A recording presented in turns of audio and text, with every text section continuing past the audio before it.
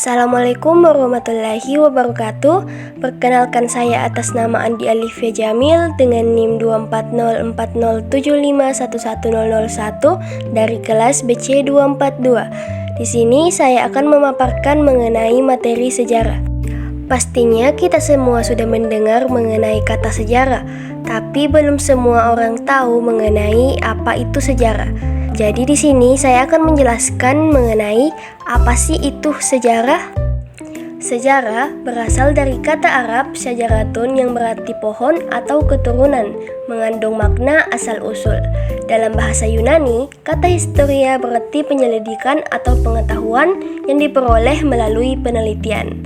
Jadi secara umum, sejarah adalah ilmu yang mempelajari peristiwa-peristiwa masa lalu yang berhubungan dengan kehidupan manusia, terjadi pada waktu dan tempat tertentu, serta memiliki pengaruh terhadap kehidupan masa kini dan masa depan. Selanjutnya adalah ciri-ciri sejarah. Sejarah memiliki 4 ciri utama. Yang pertama adalah empiris, artinya harus berdasarkan bukti atau sumber yang nyata. Yang kedua, memiliki dimensi waktu, karena sejarah berkaitan erat dengan masa lalu, masa sekarang, dan masa depan. Yang ketiga, unik, karena peristiwa sejarah tidak pernah terulang secara persis sama. Dan yang keempat, penting, karena hanya peristiwa yang berpengaruh besar yang dicatat sebagai sejarah. Dalam sejarah ada 4 unsur pokok. Yang pertama, manusia sebagai pelaku sejarah. Yang kedua, waktu, menunjukkan kapan peristiwa terjadi. Yang ketiga, tempat, menjelaskan di mana peristiwa terjadi.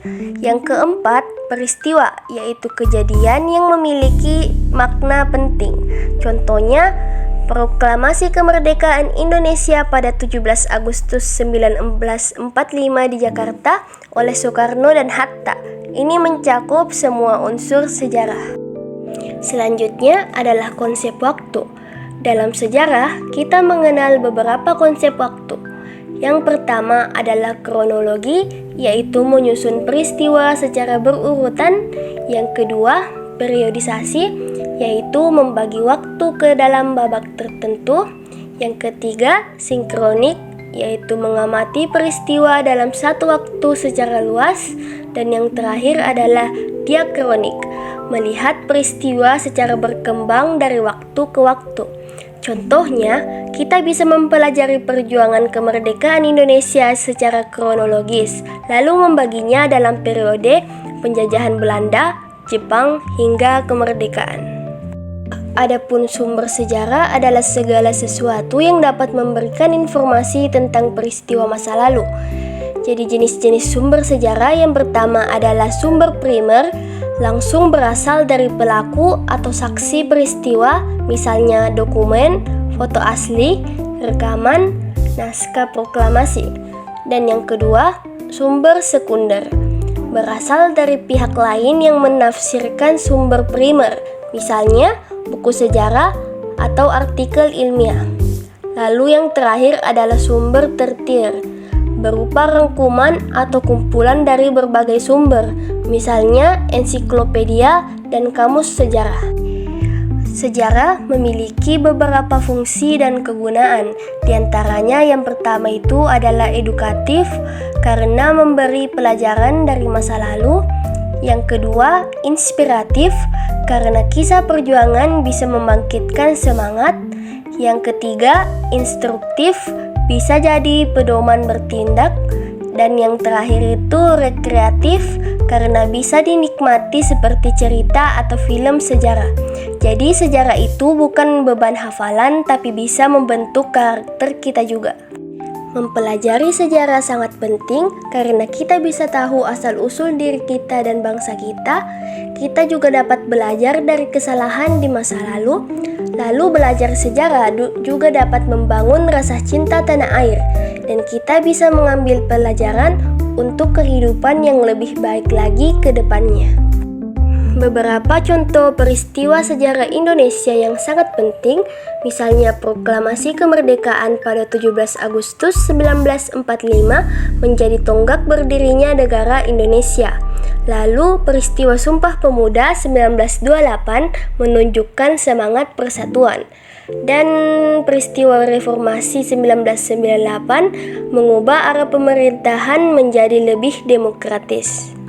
Dalam sejarah Indonesia, banyak tokoh penting yang jasanya besar bagi bangsa kita.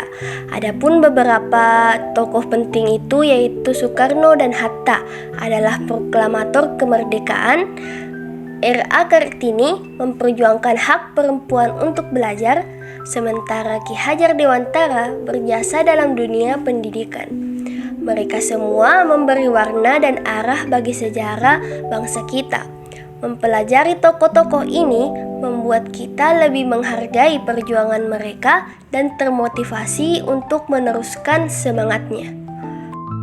Adapun kesimpulan dari materi yang telah saya paparkan yaitu sejarah adalah ilmu yang mempelajari tentang peristiwa masa lalu yang penting, unik, dan berdasarkan bukti nyata.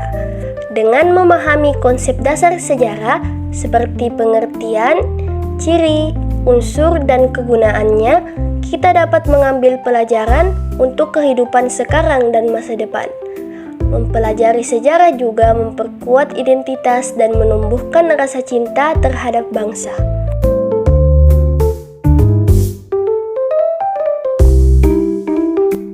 Baik, cukup sekian pemaparan materi dari saya.